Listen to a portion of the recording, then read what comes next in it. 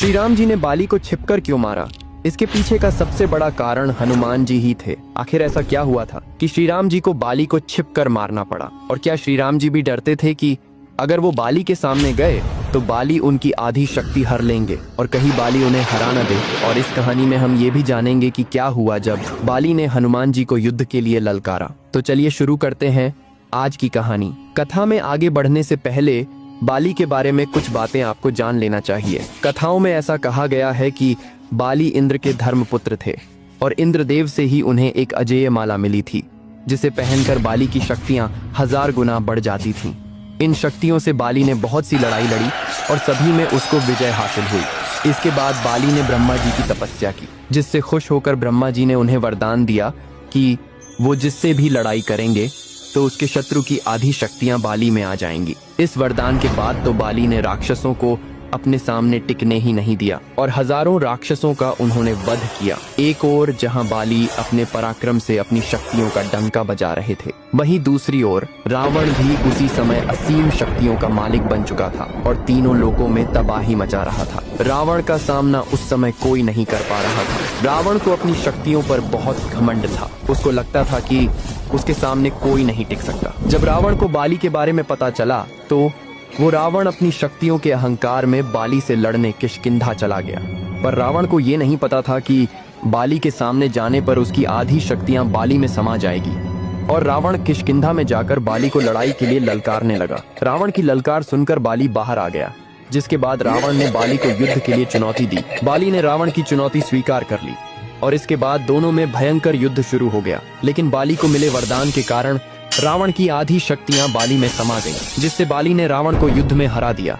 इसके बाद बाली ने रावण को अपना बंदी बना लिया। रावण से जीतने के बाद बाली को अपनी शक्तियों पर बहुत ज्यादा घमंड हो गया था और अपनी ताकत दिखाने के लिए रोज रावण को अपनी बगल में लेकर घूमने जाने लगा। इसके बाद रावण ने बाली से माफी मांगी और दोनों के बीच मित्रता हो गई। लेकिन इसके बाद बाली का घमंड आसमान छूने लगा। एक दिन बाली अपनी शक्ति के घमंड में चूर जंगलों में घूम रहा था और पेड़ पत्थरों को उखाड़ उखाड़ कर फेंक रहा था। उसी जंगल में हनुमान जी श्री राम जी का जप कर रहे थे। जब बाली हनुमान जी के पास पहुंचे तो उन्होंने हनुमान जी से कहा कि क्या पूरे दिन राम नाम जपता है? राम नाम को छोड़कर अपने राजा बाली का जप करो। हनुमान जी ये सुनकर मंद मंद मुस्कुराए और वापस अपनी भक्ति में लीन हो गए। ये देखकर बाली को बहुत गुस्सा आया। बाली ने हनुमान जी से कहा कि मैं तुम्हारे राम से ज्यादा शक्तिशाली हूँ और कहा कि अगर तुम्हारे राम मेरे सामने आ जाए तो मैं उन्हें भी हरा सकता हूँ। जब तक बात खुद पर थी तब तक हनुमान जी ने कुछ नहीं कहा, लेकिन जब बात उनके प्रभु पर आई तो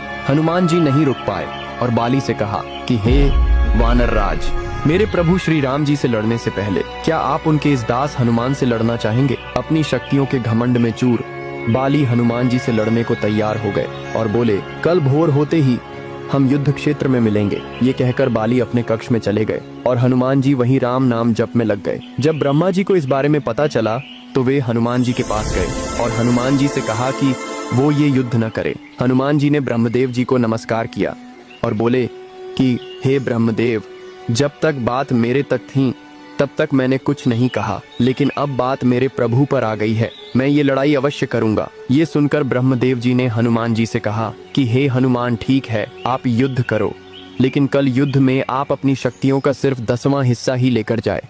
बाकी शक्तियां श्री राम जी के चरणों में छोड़ जाएं और युद्ध के बाद वो शक्तियां आप वापस ले लेना। हनुमान जी ने ब्रह्मदेव जी की बात मान ली और अगले दिन युद्ध में अपनी शक्तियों का सिर्फ 10% हिस्सा ही वो अपने साथ लेकर गए।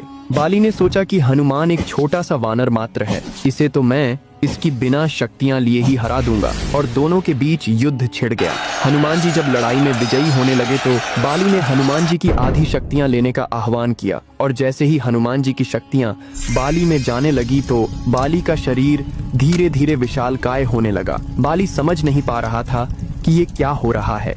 बाली का शरीर फटने को हो रहा था। बाली को ऐसा लग रहा था मानो उसके शरीर के अंदर ज्वालामुखी फटने वाला हो। और अभी तो बाली ने हनुमान जी की शक्तियां लेना बस शुरू ही किया था, जिसे वो झेल नहीं पा रहा था। बाली बेहोश होने ही वाला था कि तभी ब्रह्मदेव जी बाली के सामने आए और बोले कि बाली, अगर अपनी जान बचाना चाहते हो तो हनुमान जी की नजरों से बहुत दूर चले जाओ। ये सुनकर बाली वहां से भागने लगा। जैसे जैसे बाली हनुमान जी से दूर जा रहा था वैसे वैसे उसका शरीर ठीक होने लगा और जब वो हनुमान जी से बहुत दूर चला गया तो बाली ने ब्रह्मा जी से इसका कारण पूछा। ब्रह्मदेव जी ने बताया कि हनुमान जी की शक्तियां असीमित और अपार हैं। उन शक्तियों को सिर्फ हनुमान जी ही संभाल सकते हैं और मेरे कहने पर हनुमान जी इस युद्ध में अपनी शक्तियों का सिर्फ 10वां हिस्सा ही लेकर आए थे और उन शक्तियों के अंश मात्र से ही तुम्हारा ये हाल हो गया। सोचो, हनुमान जी अगर अपनी पूरी शक्तियों के साथ आते तो तुम्हारा क्या हाल होता। ब्रह्मदेव जी की बातें सुनकर बाली को अपनी गलती का एहसास हुआ और उसका घमंड चूर चूर हो गया।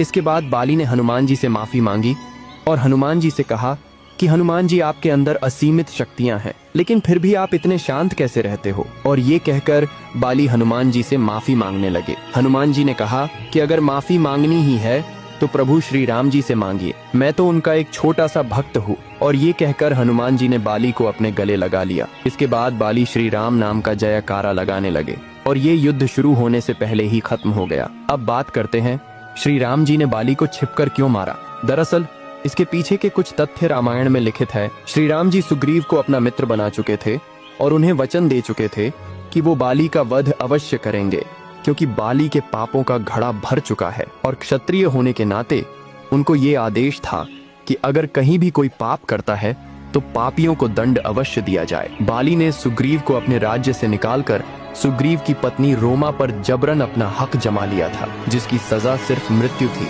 और क्षत्रिय होने के नाते वो दंड श्री राम जी कैसे भी दे सकते थे। हालांकि दंड देने से पहले श्री राम जी ने सुग्रीव को बाली के पास एक आखिरी मौका देने के लिए भेजा भी था, लेकिन उसे बाली ने ठुकरा दिया था। श्री राम जी के कुल में एक प्रथा ये भी कि जब कोई जानवर पागल हो जाता है और मरने मारने पर उतारू हो जाता है तो उसका शिकार करना अनिवार्य हो जाता है। और बाली भी वानर प्रजाति से था जो सुग्रीव को मारने जा रहा था। इसलिए श्री राम जी ने बाली का शिकार किया और शिकार तो छुपकर ही किया जाता है। अब बात करते हैं आखिरी तथ्य की। अगर श्री राम जी बाली के सामने आ जाते तो बाली को मिले वरदान के अनुसार बाली श्री राम जी की शक्तियों को अपने अंदर लेने का प्रयास करते।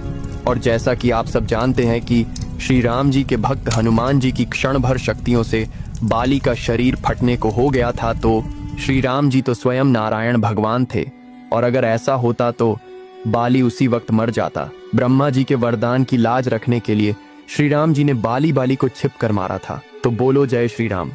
और अगर आज की कहानी आपको अच्छी लगी हो तो लाइक, सब्सक्राइब और कमेंट जरूर करें।